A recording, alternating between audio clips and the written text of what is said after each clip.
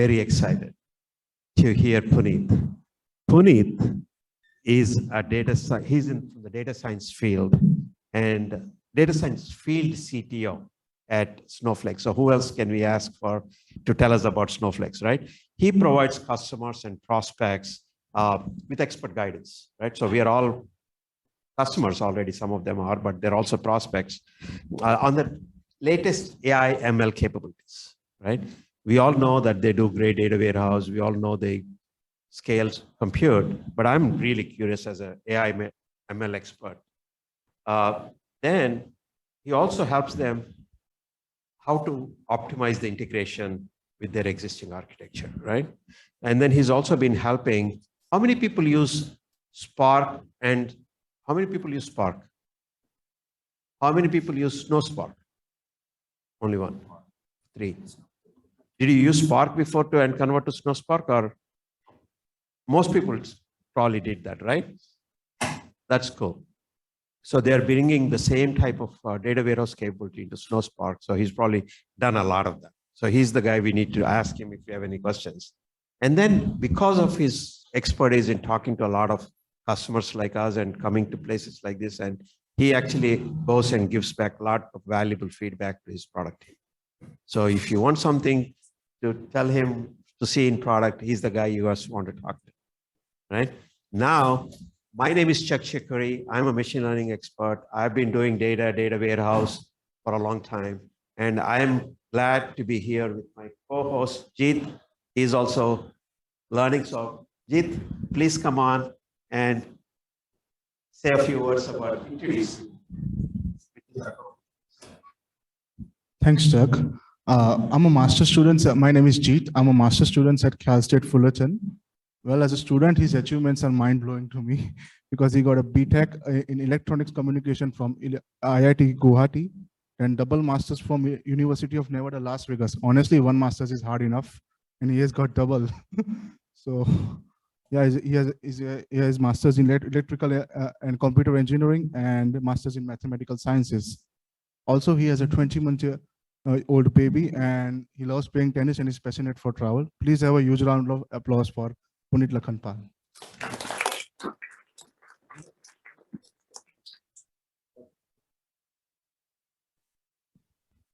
Well, thank you, Chuck and Jeet, for the introduction. Actually, doing double masters was not that hard. I did it in Las Vegas, so that really kind of calmed down the nerves. So, first of all, thank you for coming to the session. I think I'm doing this. Okay. So today I'm going to be talking about how you can turbocharge AI ML with Snowflake Data Cloud. So there were a lot of hands which basically showed that you guys have been using Snowflake, for a while. But then I assume that you guys have been using it for maybe mainly data warehousing, maybe some data processing. So recently, Chuck also mentioned about Spark versus Snowpark. So, before doing this with Snowpark, I used to do Spark as well. Spark was the go-to language for, data processing at scale, data engineering, data science as well. But then Snowflake launched Snowpark.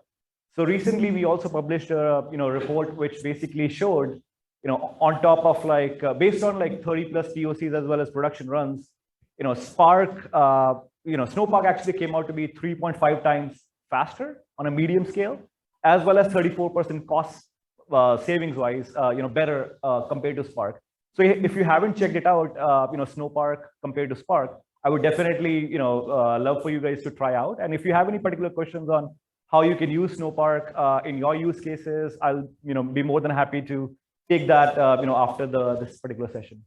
So today, what I'm going to be talking about is, how you can use this entire Snowflake Data Cloud for AI and machine learning.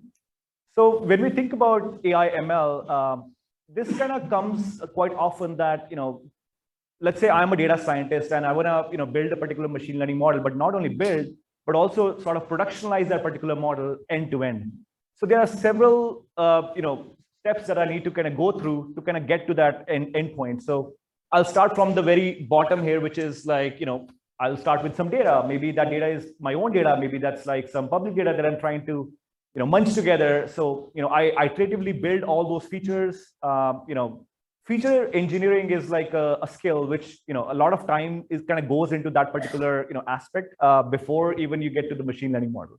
So feature engineering at scale is something that is crucial, and then once that is done, then we kind of move on to the next stage, which is now I have some nice features that I can, make my machine learning model.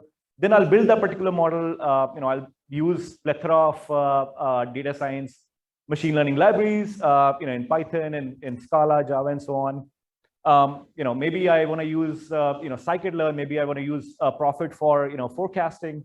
So I'll build that particular machine learning model. Now, my job is not done yet. I have to think about how do I productionize this particular machine learning model. So many times what happens is like that particular machine learning model, as a data scientist, I have to involve another, another individual from another team, which is like, essentially the ops team. So the same feature engineering that I have done on a smaller subset, now I have to basically make sure that entire feature engineering pipeline scales. There is some automation involved in that. From that perspective, we kind of go on to that particular machine learning model that we developed, just on our data set. I have to put that particular, machine learning model as a part of the pipeline. I have to think about how I would deploy it as a batch inference pipeline, as a real-time inference pipeline. And then from that perspective, once I start getting the results, then then I have to monitor the results as well. Like, if I have the ground truth, like is the, how are my metrics going on from there? And then once that has happened, now what I have to do is I have to basically ensure that, whatever the inferencing that I'm doing, I have to make them useful for my end state teams as well. So I have to consume that model somehow. So I have to take that particular model that I built and then, use it in my business insights, whether it's in SQL, whether it's in some sort of a dashboard, some sort of visual layer that, people can understand, what I'm talking about. So that's a long journey from, just starting from the data all the way to basically putting that into production. And as you can imagine, there are different silos in terms of the data as well as the teams that can happen amongst that. So, what we thought was when we were designing Snowflake for AIML, we actually wanted to tackle all of these challenges across different, teams, as well as essentially making sure that it's a streamlined process. So we wanted to design something which does not require a lot of knobs to tune. It's just something that actually is a part of the product as a Snowflake Data Cloud and just works. So we started from the very bottom there, which is, let's start getting all the data, not just as batch, but then let's do streaming ingest into it. So if you have some sort of a Kafka pipeline, if you're looking to kind of land the data, as quickly as possible in Snowflake, we have something that is called as Snowpipe streaming. And there are a couple of blogs out there which kind of show a median latency of less than 5 seconds. Like, recently a vendor named Streamed also showed a blog which, like around 3 seconds, you can land the Kafka data into Snowflake and then start making sense of that particular data. So once the data lands, both batch as well as streaming in that bottom layer, now you have the option whether you want to combine it with your own other enterprise assets, or you want to get some data from the Snowflake Data Marketplace, and without basically moving the data around or any ETL processes, you have the option to basically not only use your own enterprise data, but other data sets that are available in the market as well. So now it's much more enriched data set. Just your own, plus the other data sets that you can grab from the marketplace and give you a holistic picture of that particular machine learning model that you want to build. So from that perspective onwards, now we go on to that middle layer, which says virtual warehouses and container services. So this, the one on the left called virtual warehouses. So what those are like, let's say we want to build a particular machine learning model with scikit-learn, maybe we want to do some profit-based forecasting. So all of that process can actually be pushed into Snowflake. So before this particular layer, what people used to do is they would consider Snowflake as a data repository. Maybe with Python, they would bring the data out into maybe the laptop with Jupyter or Visual Studio Code or other interfaces like SageMaker and Azure ML and so on. So now they don't need to basically pull the data out because frankly the challenges are like if the data set is huge, it could easily crash your system where you're trying to build a particular model. So with this particular layer called virtual warehouse, you can just do whatever you were doing with all these libraries like scikit-learn, XGBoost, LightGBM. and push that model training right inside of Snowflake. So now instead of bringing the data down to where your code lived, now you bring in the code and near the data so that you can build a particular machine learning model right there, and then also deploy it for inferencing at scale. So let's say if you have like billions of record sets that you wanna do inferencing right within Snowflake. Now, since the model that is built also stays within Snowflake, you can actually use it for inferencing as well at scale. So if you have, let's say, a large Snowflake warehouse, you have like 8 nodes to do inferencing. Now, if you go from large to XL to 2XL, now that 8 goes to 16 to 32. So now for inferencing, like the cost is also remaining the same, because although you're doubling the number of nodes for which you're inferencing, technically you're also cutting down the time that is going to take to do inferencing as well. So you end up with the same cost because you are being charged, billable per second.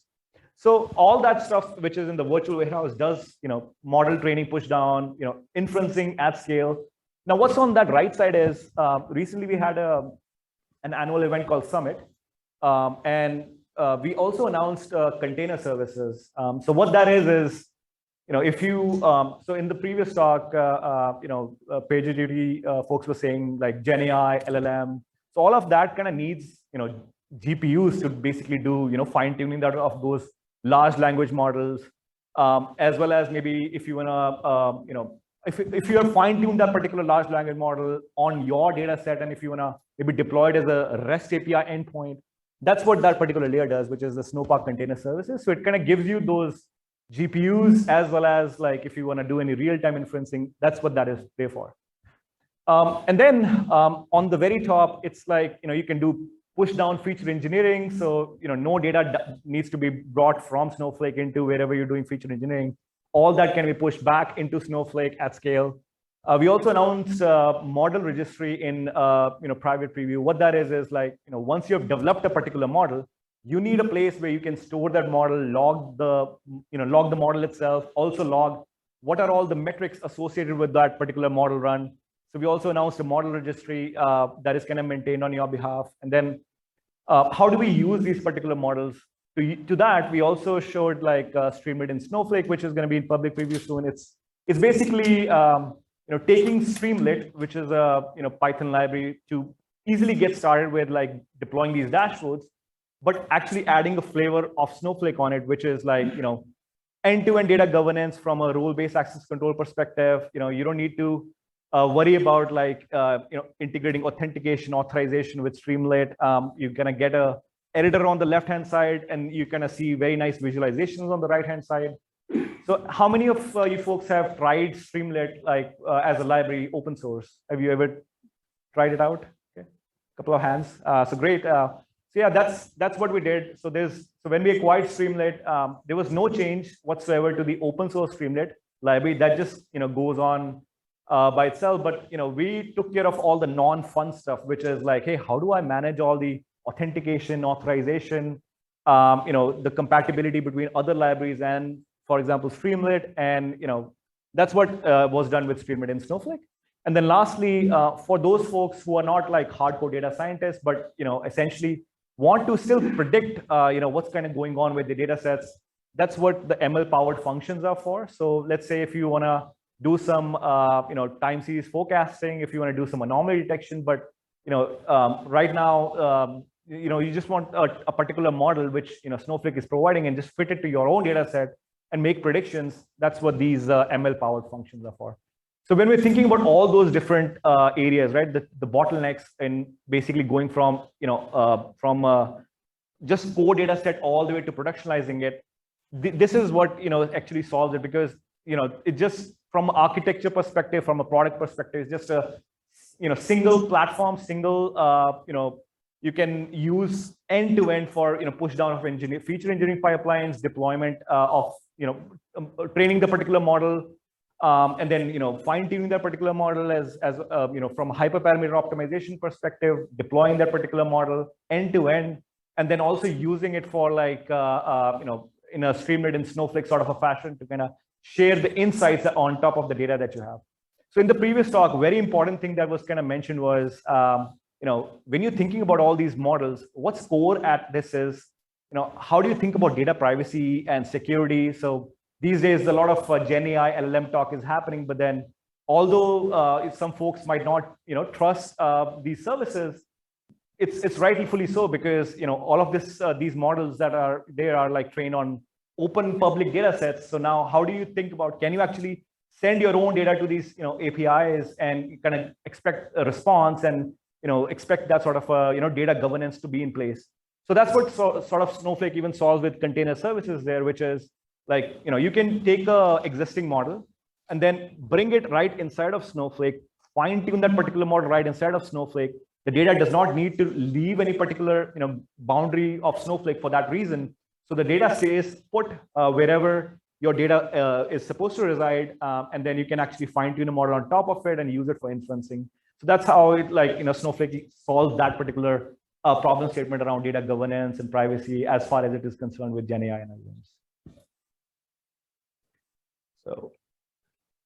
So I talked a little bit about what is Snowpark. So Snowpark for us is just, you can think of it as a programmability platform, which is like, doesn't matter if you are Python developer, Java developer, Scala developer, SQL developer, you can start using Snowpark and then choose whatever language of choice that you have, and then just start working with it. So if you want to use it for data engineering work, if you want to use it for data science work or data analytics, essentially, that's our attempt to bring all these different personas onto the same platform and start building these particular, start doing the work that you actually want to do at scale without actually needing all these different knobs to tune or, different data partitioning strategies. And is my, infrastructure like over provisioned, under provisioned and whatnot.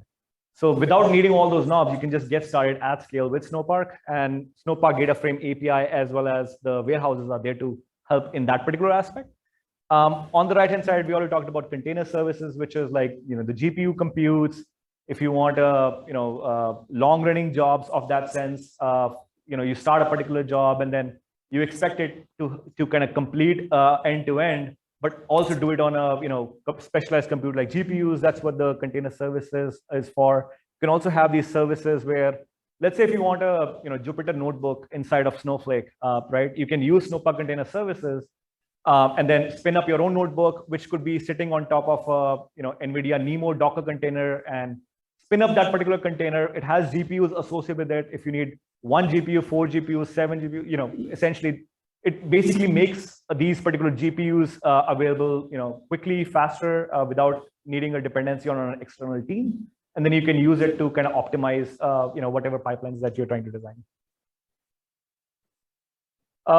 So what's on the left is essentially, Snowpark basically provides, familiar programming constructs. So if you come from a world of doing a lot of PySpark, the Snowpark syntax would actually look very similar because that's how these particular APIs were designed. So we wanted to provide support for the PySpark-like APIs without having a Spark cluster underneath at all, because we didn't want to manage all these knobs that actually come with a Spark cluster. So the syntax would basically be very similar. We also basically integrated with the Anaconda. So what that means is on the server side, we actually maintain all these integrations with Anaconda. So let's say when you're building a particular machine learning model, right, you might need all these libraries like scikit-learn, XGBoost, GBM. So all those particular packages, you don't need to install that with Snowpark. It's already there in a Snowflake Anaconda channel. For your code to work inside of Snowflake, you just need to say, hey, I need to depend upon this particular library, which is XGBoost. You can specify, pin down a version to it, and it will automatically download that for you from our Anaconda integration. So that really helps in terms of kind of managing the package dependencies. So there's no need to kind of upgrade the clusters yourself and like see if this particular library that you're working, is it still going to work if you upgrade that particular cluster? So there's none of that. So all the package management is kind of handled by our Snowflake Anaconda integration. And then secure processing in a sense, like, if you want to bring your code to where your data is living, you can just package that code up, bring it right inside of Snowflake, and then basically distribute that code at scale. These are just some APIs, what comes with Snowpark for Python. So let's say what's on the very left is the Snowpark data frame API. So very similar, I would say, in syntax to PySpark API, but actually does a better job in scaling. If you also want asynchronous work, let's say, if you want to send like multiple queries in parallel to a Snowflake multi-cluster warehouse, but do it in an asynchronous fashion. That's what the Snowpark data frame API does. Now, like the middle layer is like the UDF, vectorized UDF, the user-defined table functions. What's the difference between these three is like a UDF is like you send in one row of input, it spits out one row of output. Vectorized UDF is you send in 100 rows as input, it spits out 100 rows as output. UDTF, which is the user-defined table functions, they are essentially more flexible in the sense if you send in like one row, it could send on 1,000 rows, like flatten it and then send the data out. If you send in one column, it could spit out like multiple columns. So it's very flexible from that perspective.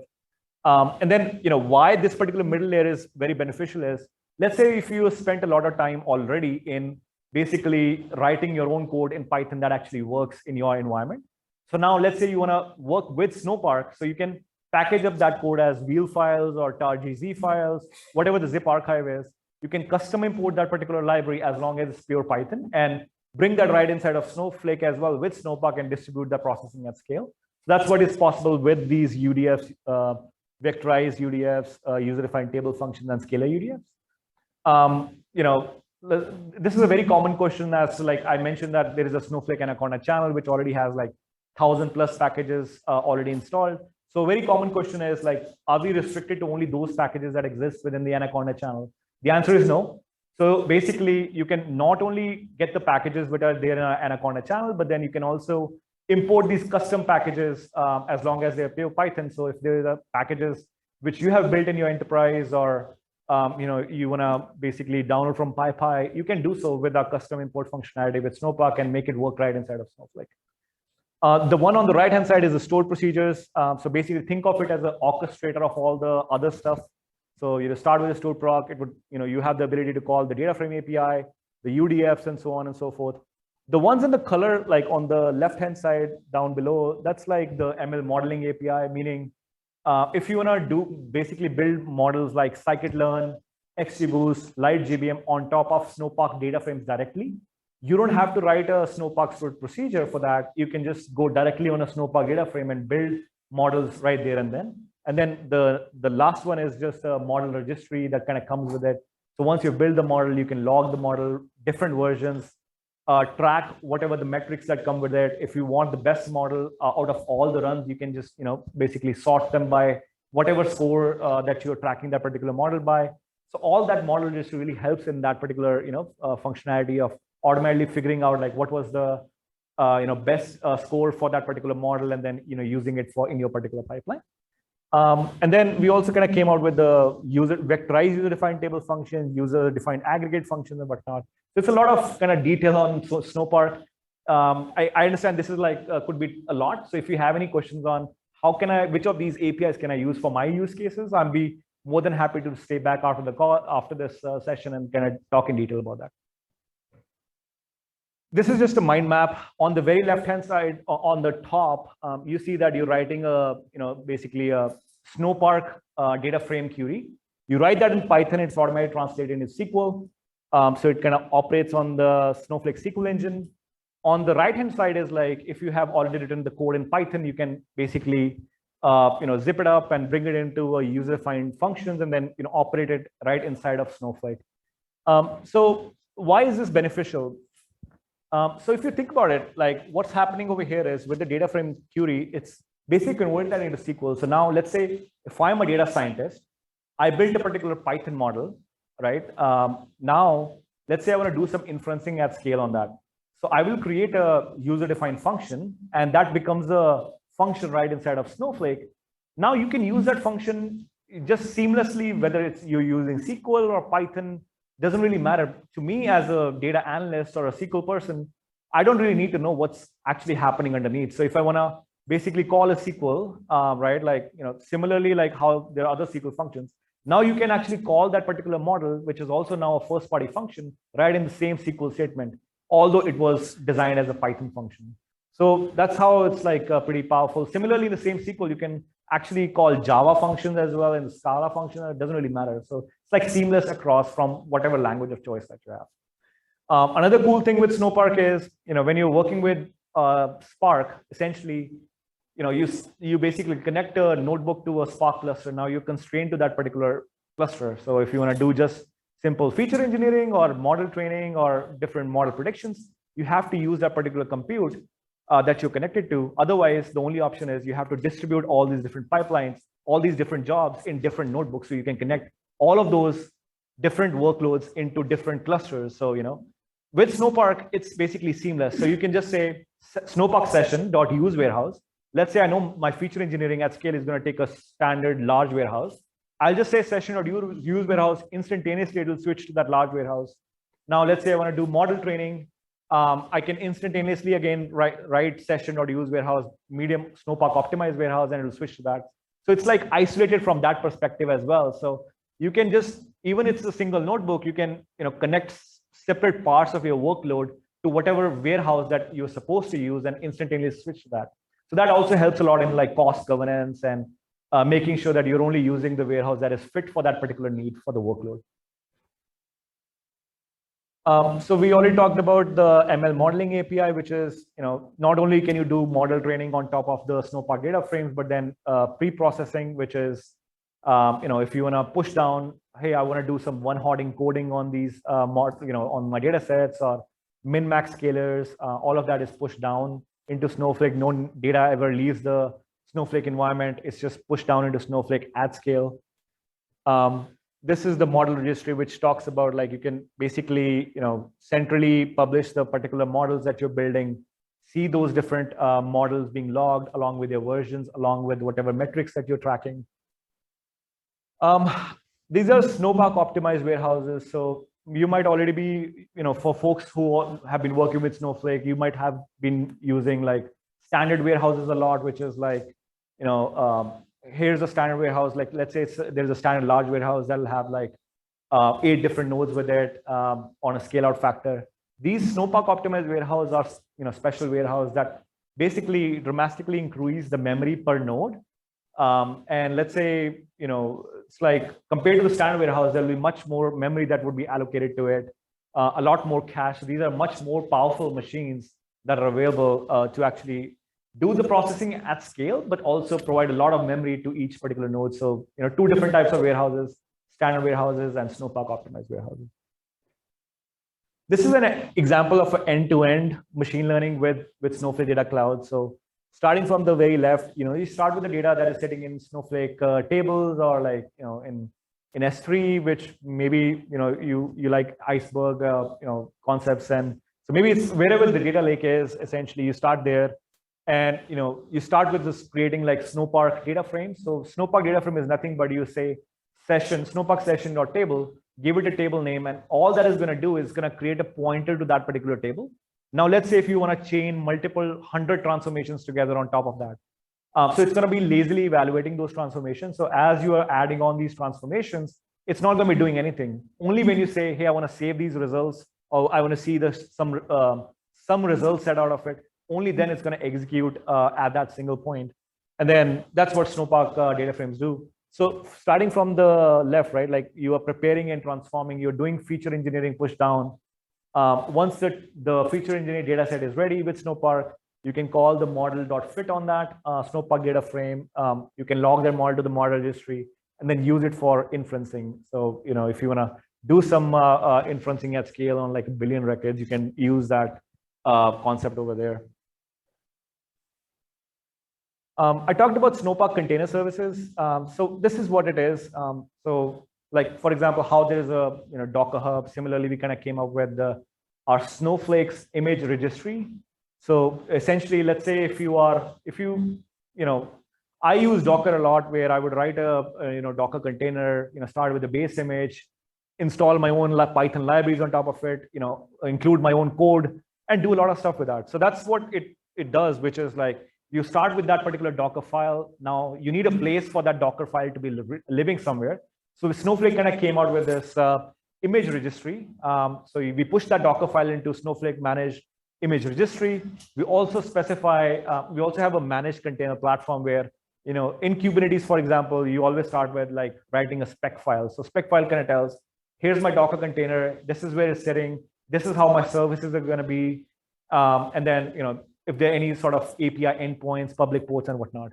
So that's what Snowpark Container Services does, and it does really well in the sense that essentially, you can Dockerize not just Python code, you can Dockerize C++ code, whatever R code, and push that into Snowpark Container Services, and then it interacts really well with our native app functionality as well. So in fact, at Summit, what we also announced was a great integration between Snowflake and NVIDIA.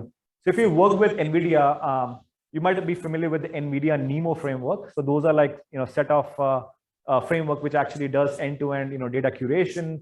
If you want to do some, building some LLM models and fine-tuning the LLM models, NVIDIA NeMo is great at that. So directly from Snowflake Marketplace, you can, download like a, big model, for example, a GPT-3 model that comes with NeMo. It's like a 345 million parameter model that you can, it's publicly trained, but you can fine-tune it on your own data directly, just grabbing that model from NVIDIA NeMo and then, using it inside of Snowpark Container Services, fine-tuning it to your data set and then using it for inferencing.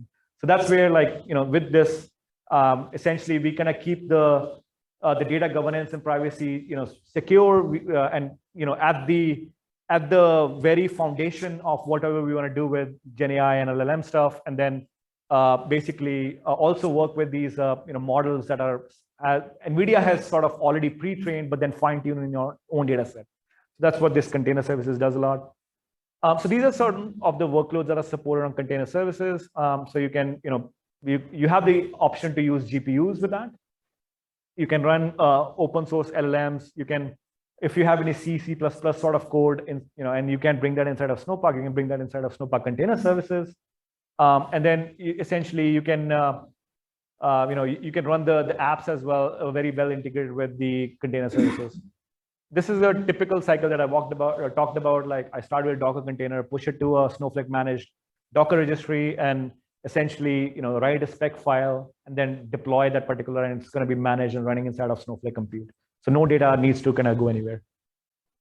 These were some launch partners. So, Hex, Dataiku, NVIDIA. So these were all some partners that we showed at Summit, which was our annual event. We showed like 9 different partners running right inside of Snowpark Container Services.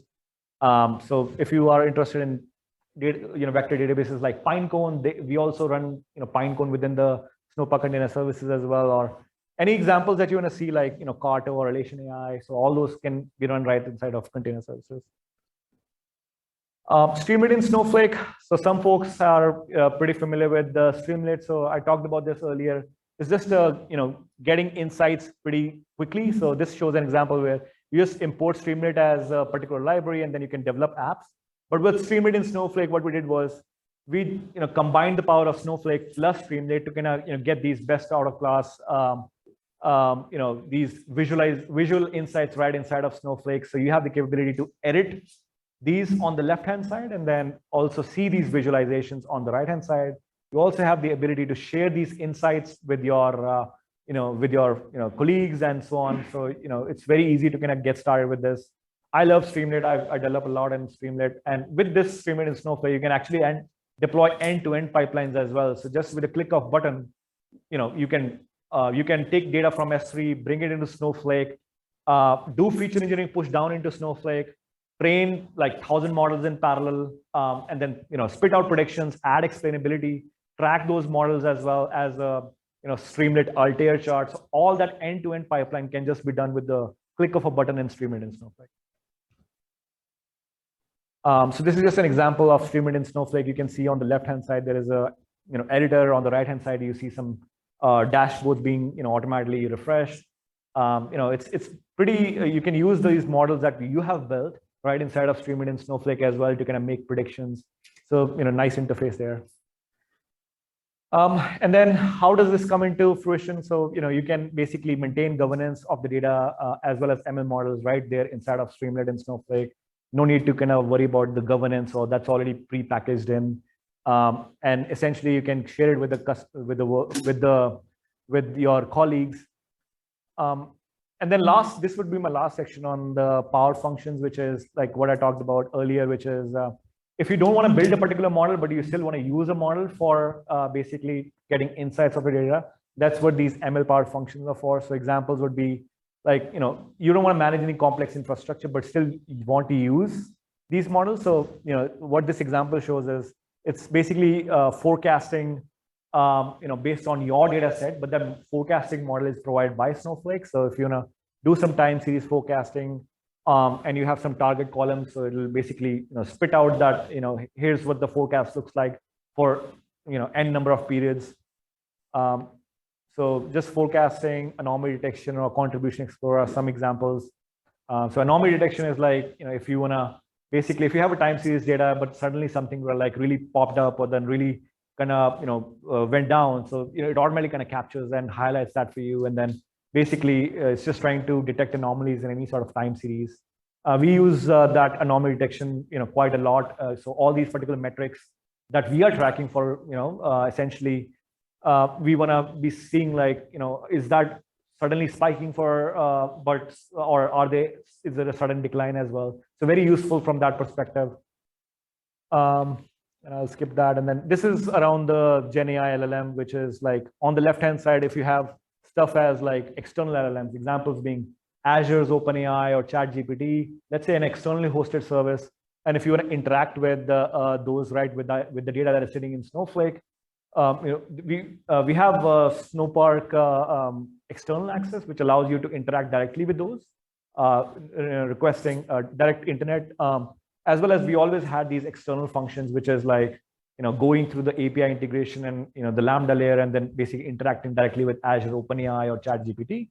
The one in the middle layer is like, let's say you want to get your own open source LLMs, fine tune it to your data set, and then use it for inferencing. That's where Snowpark Container Services come in.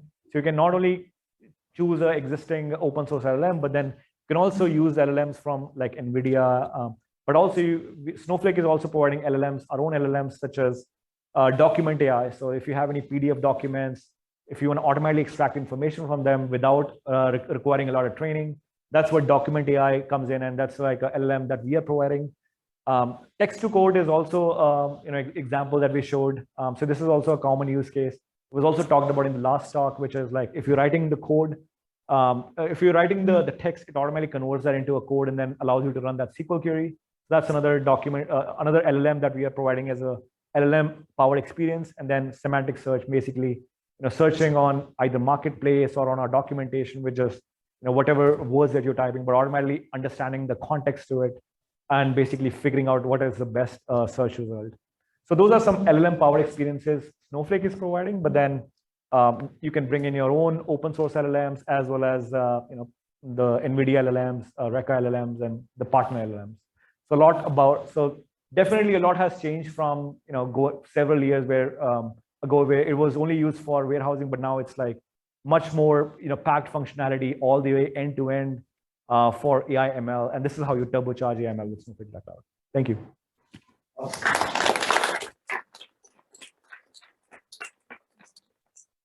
I was very, very interested in what he had to say. Are you willing to take some questions? Absolutely. Will he be available after the thing? Yeah, certainly. Because I have a feeling a lot of people will have a lot of questions. So I'm going to talk about 3 topics that I had, but I'm hoping some of you will ask those questions. Client side versus server side. Okay. Are they 2 different machines or the same machine? That is something that bothers me. I never get it. But the other one was virtual warehouse versus on-demand. Right? That's hard for me to do. Then the other one was difference between Google Colab and a SQL Python worksheet. It's fun. These are some of the things I had, but I'm not going to ask them. I'm hoping some of you guys will ask them. Who wants to go next? Okay, then you come over.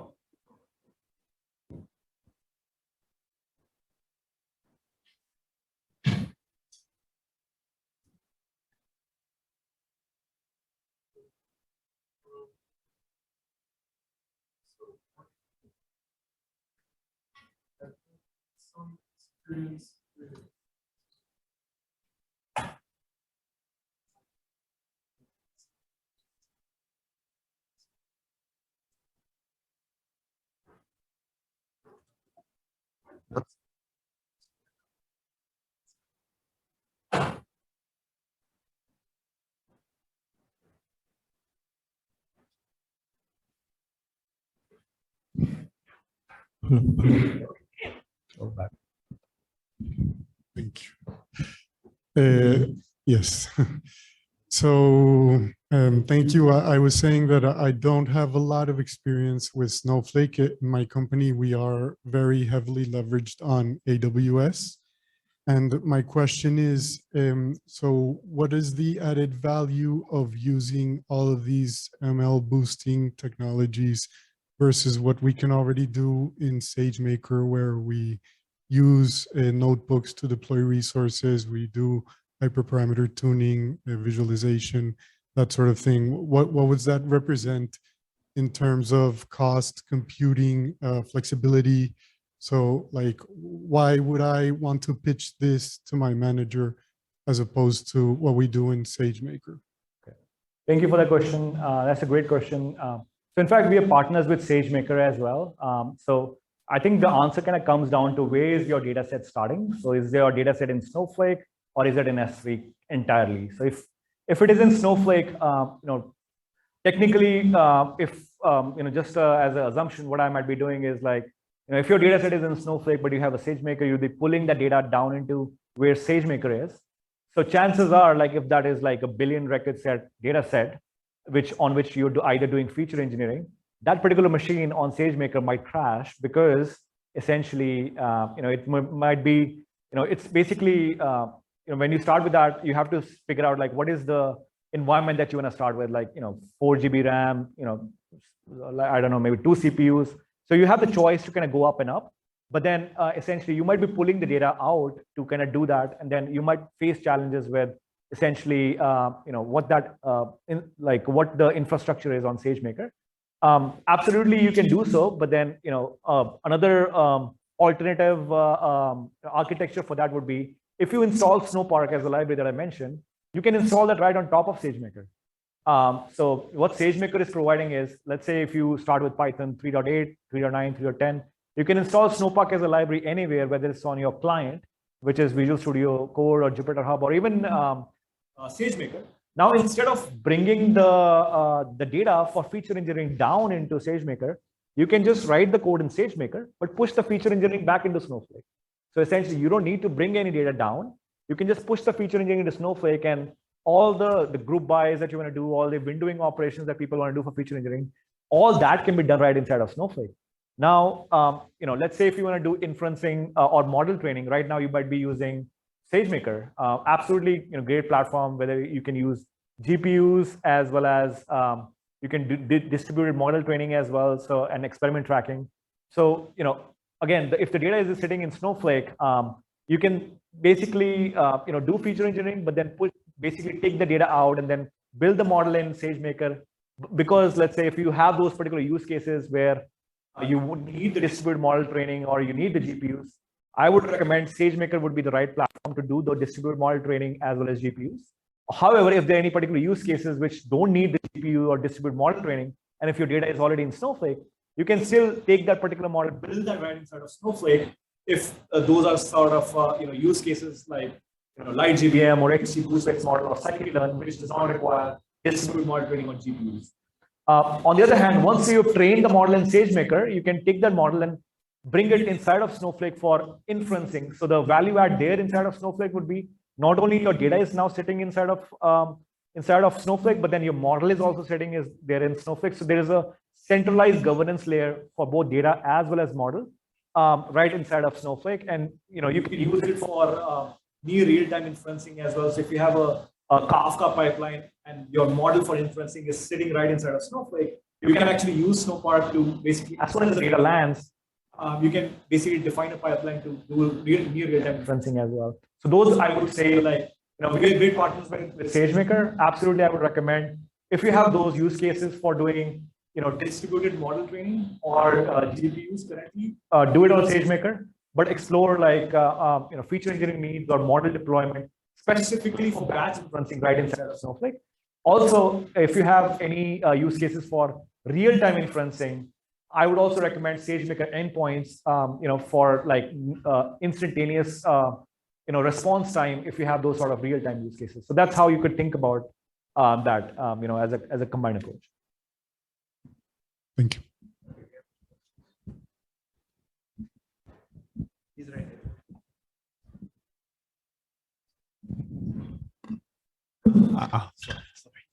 So hi, this is Matt from Edwards Life Sciences as a data engineer. So I have a question regarding the Snowflake Park. So our company just started using the Snowflake Park and doing the exploration. And as far as my understanding, the Snowflake Park can be used in our local machine. Like as you mentioned, the Jupyter Notebook can be used by using the API, and then it can also be used in the Snowflake server on the worksheet, and then we can create, like functions and procedures. So I want to know the like the difference between those two approaches, like in terms of cost and performance and anything else. Sure. Great question as well. So basically, it's not really any different. So all that is different inside of Python worksheet where you are working with Snowpark or Visual Studio Code. The only difference is just where are you starting the code from? Like if you essentially it's going to be the same API which is going to push down feature engineering, which is going to allow you to deploy the models, allow you to use the packages. But let's say if you are comfortable with I like Visual Studio Code a lot. Similarly, some data scientists like Jupyter to kind of build the models. So the beauty of Snowpark is you can install it anywhere, or it comes pre-installed inside of Python worksheets. So now you can start with like basically install the packages, what you need to kind of explore it, install Snowpark. It's still going to push all the processing into Snowflake, whether it's you're doing it from worksheets or whether you're doing it from the local instance, so on the client side. So behavior is going to be the same. It's just like what are you comfortable with as far as the UI goes. Thank you for this talk today. If you can talk a little bit about the migration, let's say that we are already on PySpark or Spark and we want to move to Snowpark. Can you give tips on that? So currently, for example, we're using Snowflake as a data warehouse, but we're using Databricks as, like for data scientists to interact with this database. But now if we want to move and, from PySpark to Snowpark, what are the challenges that you anticipate? And if you can talk about this. Yeah, in fact, this is a great topic as well. I in fact did a talk at our summit annual event exactly on that topic. How can you go from PySpark over to Snowpark? So basically, we have a tool called SnowConvert. So that particular tool, you can download from the website and essentially assess how fit is your current PySpark workload to be automatically converted into Snowpark. So you basically download that tool, you point your source code to that particular tool. Doesn't matter if it's a DBC archive or IPYMB file or Python files. You can just point that particular tool to the code that is sitting on your workstation, and then it would spit out, some of the in the assessment, it will spit out some files as well as send you an email with a session ID. So what that is it would allow us to see like how good is this particular workload to be automatically transferred over to Snowpark in the assessment phase. So we'll have information on like, hey, are there any sort of unsupported libraries that are not there currently in a Snowflake and a Corner channel, and then we have to think about a workaround, or are they just direct replace operations on top of PySpark APIs with Snowpark APIs? If there are any particular workarounds that we need to think about, this assessment automatically allows us to do so. Behind the scenes, we also have a Streamlit and Snowflake dashboard which allows us to kind of dig deeper into these assessments. So the very first step to kind of get started with is like reach out to your Snowflake account executive team. Ask them you want to run SnowConvert assessment, and they will bring me and then another individual from our services, and basically we do that SnowConvert assessment. There's no charge to this assessment, free of cost to do assessment. And then like let's say if we are interested in doing the conversion after the assessment as well, we can kind of talk about that. How we will proceed forward either for the POC or for the entire migration. But we have a tool, same tool, SnowConvert, for both assessment as well as the conversion. So with the single click of a button, we can also convert the code as well. And if there are any particular workarounds that need to be added on, we can add that manually. So it's a combined process procedure, start with the assessment, go to the conversion. Just a follow-up question to that. So if I have a whole project written in Pandas and deployed in SageMaker or Databricks, do I have the same tool to help me to migrate from, let's say, SageMaker to to Snowpark? And another question is that true that the target user of Snowpark are the users dealing with a huge data set? Like if I'm just dealing with a mid-sized data set, like hundreds of thousands of rows, then I'm not going to benefit a lot by migrating from SageMaker to Snowpark and dealing with pandas to Snowpark data frame. So when we think about these migrations, I am a fan of like baby steps or a crawl, walk, run approach. I never suggest like go all in. So basically, I think in terms of a crawl, walk, run approach, the easiest way to kind of get started is take the pandas code, put that inside of a Snowpark stored procedure, and throw a medium Snowpark optimized warehouse at it. You'll get the big memory that you need to work on a big data set. And you'll see the benefits of just taking that code without any code conversions and seeing like are you kind of getting the performance or not. Simultaneously, in the parallel, what you can do is there's a currently the GA way of doing it is like pandas, as you would know, it's very memory intensive. So it basically downloads all the data into your workstation. And basically, if you're working with the pandas data frame, it's going to be so much memory intensive. So the preferred way and more performant way currently would be in GA would be to basically rewrite that as a Snowpark data frame API, because with pandas, it's just happening only on a single node. With Snowpark, you're distributing that processing across all the different nodes that are available in the warehouse. So that would be the longer term approach. But the shorter term approach as all would just be to take that and put that into the side of either a Snowpark stored procedure or bring it inside of a Snowpark to use different functions.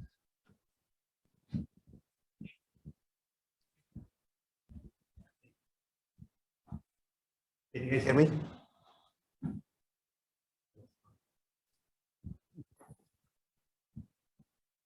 Can you guys hear me? Yeah. Awesome. Give a big round of applause.